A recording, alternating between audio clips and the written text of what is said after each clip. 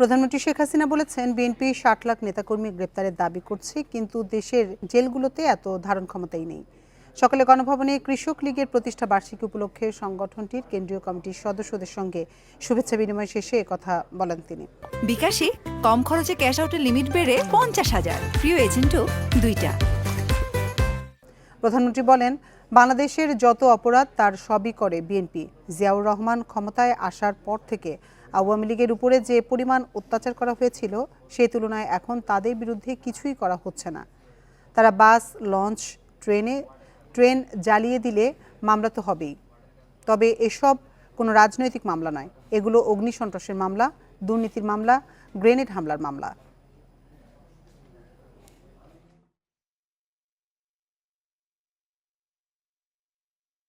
এত লক্ষ লোক গ্রেপ্তার, আমাদের সারা দেশে যত জেলখানা আছে সেখানে যে ধারণ ক্ষমতা, তারা যত লক্ষ লোক গ্রেপ্তার বলতেছে, সেই লোক তো তাদের লোক যদি ভরা থাকে তাহলে কিন্তু অন্য কোনো অপরাধী আর নাই।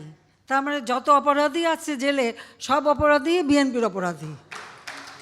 সেখানে খুনি, ডাকাতি, চুরি যা আছে ওদের যে হিসাব আমরা যদি ধরি, তাতে সব অপরাধী হচ্ছে বিএনপির অপরাধী, অন্য কোনো অপরাধী তাহলে নাই। ধরতে হবে যে এরাই সব, এটাই তো বলতে চাচ্ছে, এটা কী বলতে চাচ্ছে সেটাই প্রশ্ন। এটা একটু জিজ্ঞেস করা হয় ওদেরকে, যে তারা যে হারে বললো তাদের ৬০ লক্ষ লোক নাকি গ্রেপ্তার।